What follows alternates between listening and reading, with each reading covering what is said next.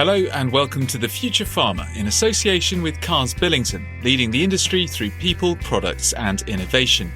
I'm Nick Wallace, and on each episode I'll be exploring an agricultural topic and discovering the technology that can help bring sustainable and profitable solutions to farming. From the science behind good silage to the efficient management of your milking systems. And here's a taster of what's to come. In this episode, we've done trials with our products to show that they work, so it's not us that's saying this. We've proven it again and again, and we've shown that there's an economic advantage to a farmer to feed Crystallics. Today, it's all about optimising cattle performance at grass, and we'll be focusing on a particular feed lick that leads the way in research and development. On one occasion, it even saved a farmer's life. Welcome to the Future Farmer podcast. Technical Manager for Crystallics, Cliff Lister. Well, let's start with an overview then about Crystallics. I love this idea that not all blocks are created equal. As the block creator, tell me what you mean by that. Basically, in the UK, there are 4 different types of block manufacturing technology. So the first ones that came out were what we call pressed blocks, which are basically like a round disc made under huge pressure in a press, and they are put out in a field and the animals nibble away at them. The second one that came out was what we call a poured block, and they are produced and manufactured by what is termed a chemical reaction.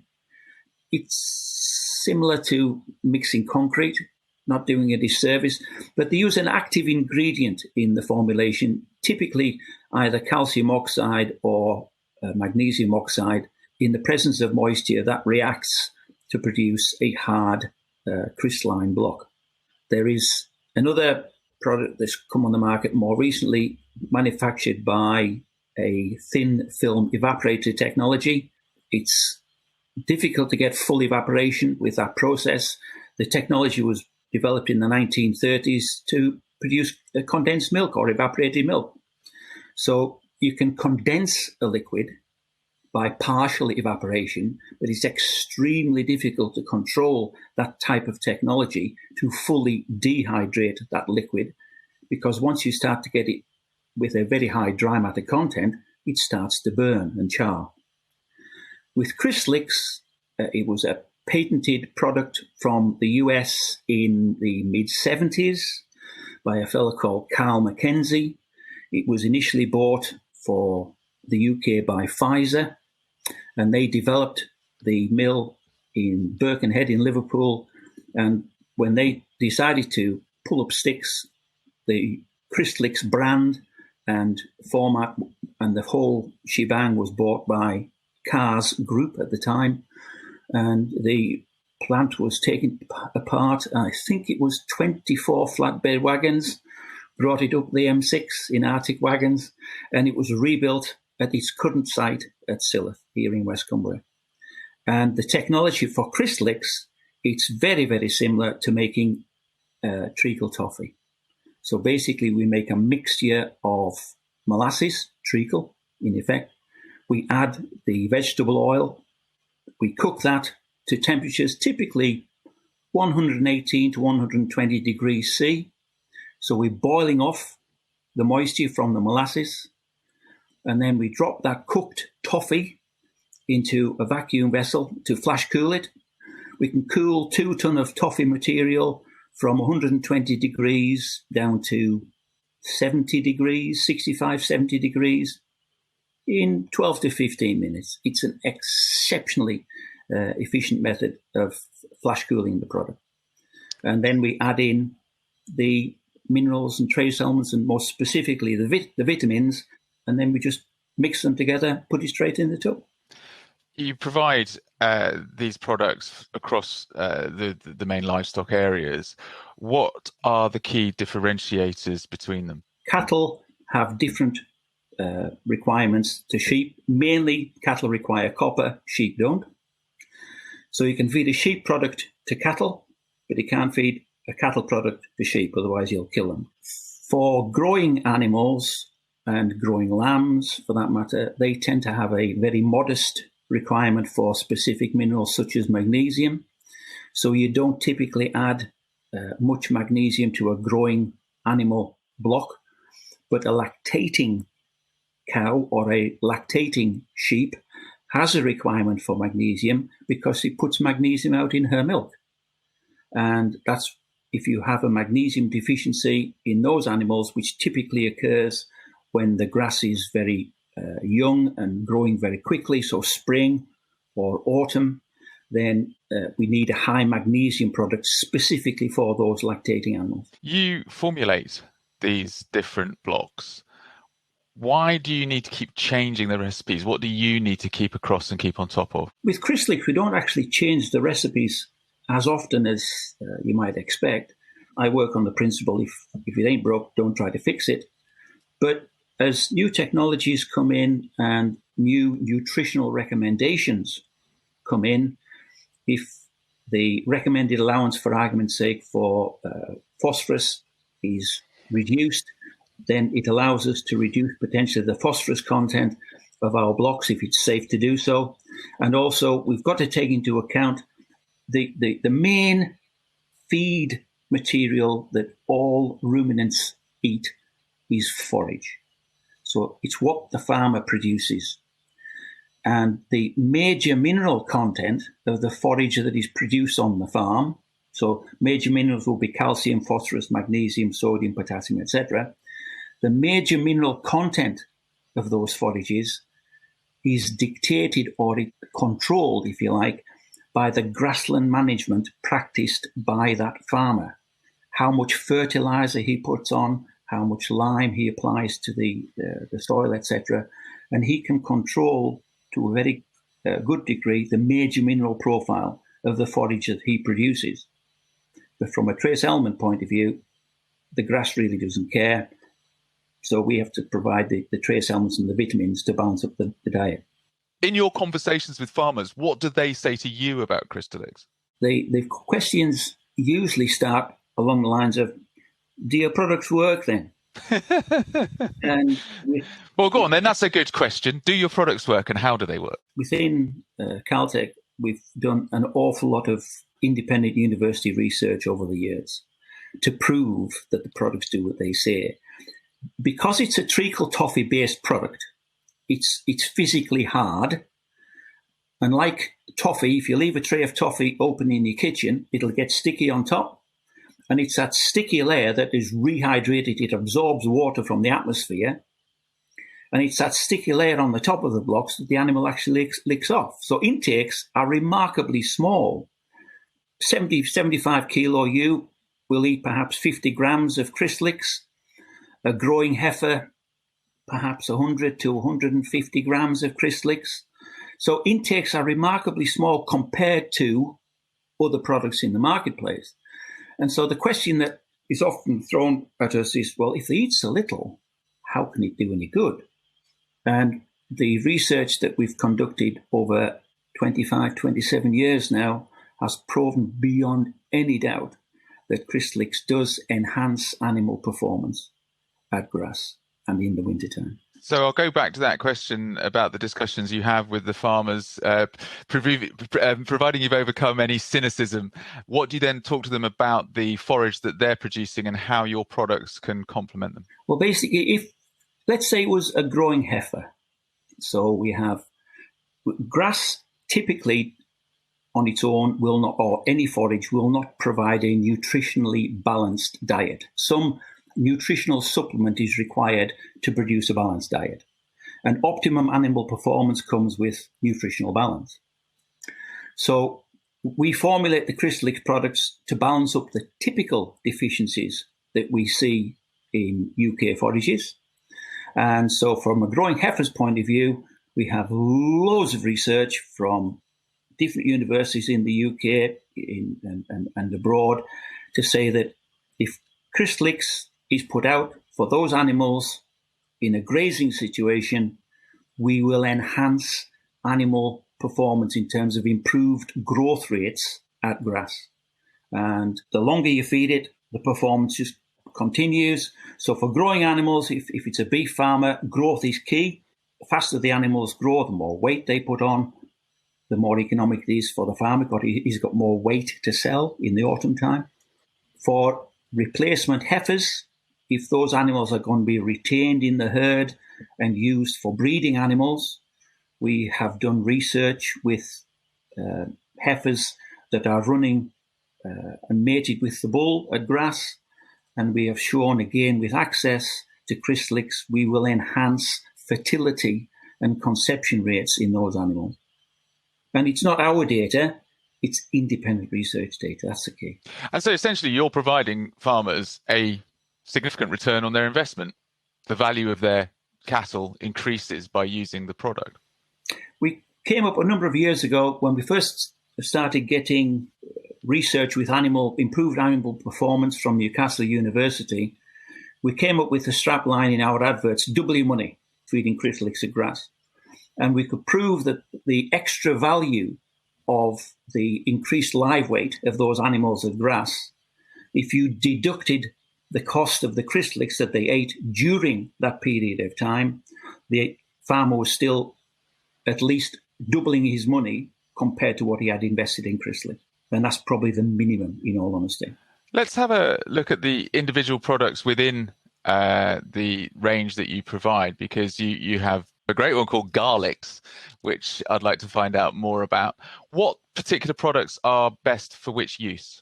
Each product has its own specific use. So the Garlics products that you mentioned, the Crystallics garlic contains a very concentrated source of garlic, and garlic is known for its fly repellent properties. It's very effectively, very rapidly absorbed. I read somewhere that if you get a clove of garlic and you cut it to make a fresh slice and you rub it on the sole of your foot, within 10 minutes you can smell garlic on your breath. Wow. It's very, very efficiently absorbed into the bloodstream and translocated around the body. So when an animal licks the Crystallics Garlics product, it absorbs the garlic within the product. It comes out on its breath, and when it sweats, the smell of garlic will come out in the animal's sweat on the skin. And it's purely the smell of the garlic, that what we call an invisible screen of garlic aroma, that appears to keep the flies away. And it's a big deal, isn't it? Biting insects and flies can cause all sorts of problems. They can indeed. They can indeed. The main problem with replacement heifers at grass would be summer mastitis. And again, independent data from NADIS, the National Animal Disease Information Service, the NADIS data would suggest that up to 50% of replacement heifers on summer grazing will get summer mastitis if they're not treated. It's huge. Why do you need different blocks for animals that are pre-carving, for instance? Again, it's the different mineral requirements for that type of stock. So with a cow that's coming up to calving, what we try to do, we feed a high magnesium product, but we feed a product that's low in calcium. Because what we're trying to do is to maintain normal blood magnesium levels in the run-up to calving, and that the magnesium is required to allow the animal to mobilize and absorb calcium with greater efficiency. And it's calcium deficiency after calving, hypocalcemia, that is the problem with a freshly calved cow, because her calcium requirement is very low in pregnancy. She's only got to maintain herself and a little bit of calcium for the calf. When she calves and starts to produce milk, there's a huge increase in her calcium requirement to produce the milk itself, and she can do nothing about that. So she will find calcium from anywhere she possibly can, and what she will do is to remove it from her own body reserves if she's able to do so. By feeding and maintaining blood magnesium levels in the run-up to calving, we can help her to make that adjustment from pre-calving to early lactation much more safely and much more effectively. With organic farming, obviously organic food has to go into the livestock so that you can have organic livestock coming out the other end. How difficult was it to synthesize the product for organic use, and what natural ingredients do you use in your organic range? You have to be certified by a certification body. So our organics products are certified by Soil Association, Organic Farmers and Growers, and SOPA, the Scottish Organic Producers Association. Any feed materials that go into them has to be of organic origin, so it's organic vegetable oil and it's organic molasses that we have to incorporate. Minerals are clearly inorganic, as are trace elements, so they can come from any source you like. But the product and the formulation has to be approved and agreed by the certification body before you can get certification and sell it as organic. I mean, it does seem as if the ingredients that you put into the entire range are natural. You're not using too many compounds or sources of material which you wouldn't find as maybe not normal feed, but certainly normal energy sources. Correct. I mean, we don't use any hardeners or additives of any sort. We call Crystallics a feed lick because it provides energy and some protein to the animal along with minerals, trace elements and vitamins. The feed materials, the energy component, the dehydrated molasses, the vegetable oil, etc., they are just natural feed ingredients that could be used in compound feed. Do you know what? It sounds really tasty, this. Have you ever tried it? I haven't tried it myself, but a colleague once told me he had presented and had an evening meeting up in Northumberland, and an old farmer came across to him at the end of the meeting, and he said, "That Crystallics of yours," he says, "saved my life." And it turns out the gentleman was a diabetic, and he'd forgotten to take a packet of a sweet in his pocket for sugar, and he felt a hypo coming on. So he knew that when he felt in his pockets, no sweets. So he thought, well, if there's sugar in the Crystallics that helps to do my ewes a lot of good, I'll try it myself. So he got his knife out, scraped off a chunk of Crystallics off the top of the tub and chewed it. He says, tasted great. He says, saved my life till I got home. Where is your biggest market? Is it introducing it to farmers who don't use any block feeds, or is it talking to farmers about maybe changing to Crystallics from the existing blocks that they're using? I think there is still a very significant proportion of farmers that do not use blocks of any sort. I think that's true. And so it's when we find some new converts, it's always good. We always try to retain our customers, and they'll pretty much stick with us when they see the benefits of feeding Crystallics anyway. And some farmers will chop and change because they query whether they're getting good value for money if they're paying more money for one particular block compared to another one. And so some farmers will shop around for a slightly cheaper product per tonne. But the converse to that is, if it's a cheaper product per tonne, but the intakes of the animal increase, then what happens is the cost per animal per day will actually increase over and above the cost of the more expensive product. You went through at the beginning of the different types of blocks that are available. What is the standout advantage of Crystallics in your mind? It works. And Simple as that. It works. We've done trials with our products to show that they work. So it's not us that's saying this. We've proven it again and again. And we've shown that there's an economic advantage to a farmer to feed Crystallics, which other products simply don't have. Some products will market and say, well, we're just the same as Crystallics, but we are cheaper. But they simply don't have the data to back up that statement. So what makes Crystallics stand out is the research that we have behind it. I'm just looking at some of the figures that you very kindly provided me. The advantages with things like fertility, sperm quality, the amount of growth gains, they've all been done with control herds, and there are significant percentages different, aren't there? I don't know whether you want to take me through some of them. In terms of animal performance at grass, we've had percentage increases versus grazing alone by feeding cattle booster to growing stock anywhere between 10 and 30% improvement over the course of a season. Why do you just get 10? If the quality of the forage is really good, such as in spring, then I always say, if you're going at 80 miles an hour, not that you will, of course, but if you're driving at 80 miles an hour, it's very difficult to go 10 miles an hour faster. But if you're doing 50 miles an hour on an open road, you can easily do 60. So the percentage improvement is much easier to achieve where forage quality is poor. So in spring, it's difficult to get a performance improvement, but we have 2 trials on spring grass that shows Crystallics will work even on spring grass.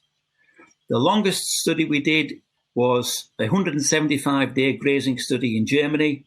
So we monitored these heifers from first turnout until rehousing, end of October. And in that period of time, we put on 37 kilograms more live weight in heifers with access to Crystallics than the heifers on grazing alone. So it's very economic. Do you have to monitor the livestock intake of Crystallics, or is it almost self-regulating by the way that the animal bites it off? It's pretty much self-regulating. We always try to tell a farmer and give them a guide as to what we would expect the intakes to be for a different class of stock. And we can give them a pretty good guide because of the research that we've done. So again, for sheep, we would say to a sheep farmer, for 75 kilogram ewes, intakes of extra high energy would typically be about 50 grams per ewe per day. Smaller sheep will eat slightly less, bigger sheep will eat slightly more. And for grazing cattle, again, depending on the size and age of those stock, 100 to 150 grams of cattle booster, that's about what they eat. More importantly would be something like PreCarver, where we're trying to maintain that blood magnesium level, and we do want to see a given intake, where we want to see about 200 grams per animal per day. That's what we've seen in research trials, but we do say to a farmer, if you haven't used blocks before, when you put the blocks out, please monitor the intake and assess the intake of your stock to ensure that we're achieving the intakes that we are recommending and expecting. These blocks are out in the elements a lot of the time. Does extreme weather affect them too much? Not at all. I mean, effectively, it's mineralized treacle toffee is a Crystallics block. It will get soft and sticky on top, but that's only the top 2 to 3 millimeters typically. If it rains, the rainwater will sit on top of the block because it can't penetrate. And in most practical situations, you rarely see standing water on top of a Crystallics when it's outside in a paddock, because after the rain has stopped, the animals will go and they'll drink off that sugary sweet water because it's tasty, and then have a little bit lick of the Crystallics underneath. But underneath that layer of water and the soft, sticky piece, the Crystallics is solid underneath, no problem. What about when it's really sunny? Does the block suffer any degradation in high temperatures? Doesn't cause it to become unstable. Very hot sunshine will make it become soft. I mean, it will soften in extreme heat. There's no question about that. The safety that we have is that once temperatures get above 28, possibly 30 degrees C, animals are starting to suffer heat stress anyway. So their intake naturally falls. And so, in truth, even in the heat of the summer, we rarely see instances of excessive consumption of Crystallics because it's gone soft in the heat. Are freezing temperatures a problem? Not a problem at all. When you make a nice lolly, you require water to do the freezing. We've cooked the moisture out of the Crystallics products, so we've got a very, very low moisture product, so there's nothing to freeze. So cold, frosty temperatures, that's irrelevant. You have got quite a product range, but you've spoken about the formulations and how they change from time to time. Have you got any more products that you're currently cooking up, dreaming up, coming on stream in the near future? Yes, we've got two or three. I can't tell you too much about those yet because we're doing a little bit of pre-launch research with the products. Early indications are it's working very well. So it's watch this space, I'm afraid. There's always going to be new research we can conduct. We've done research at Aberystwyth University where we looked at the effect of feeding Crystallics again to heifers of grass. We got improved growth rates, but we looked at the effect of Crystallics on rumen fermentation and methane production. And over the course of 2 studies at Aberystwyth University, we had an autumn study on autumn grass and then a spring study after turnout with the same animals. We got an average of just under 20% reduction in methane production per kilogram of live weight gain. So there's always new aspects. Now, that's of no interest whatsoever to a farmer at the present moment in time, because farmers aren't paid to reduce methane. But if ever the legislation potentially changes for the future, we've got that in our back pocket to say, look, we've done the research, we can help you here. So you're constantly thinking about tweaks to the formulation, which not only aid farmers, what they're doing now, but could help them again in the future. That's what keeps us ahead of the game, Nick. That's a lovely note on which to finish. Cliff, thank you so much for your time. It's been great talking to you. I appreciate it. Thank you. Thanks very much, Nick. Cheers now. Well, that's it. Thanks for listening to the Future Farmer podcast in association with Cars Billington. For more information about some of the issues discussed in this episode, search for the Cars Billington website. Once there, you can email with your inquiry, or if you have a question about feeds, machineries, agricultural and rural supplies, or fuels, there are Cars Billington experts on the other end of the phone. Listen out for future episodes, and don't forget to like and subscribe so we know if we're answering all your questions. I'm Nick Wallace, and until next time, keep safe and keep farming.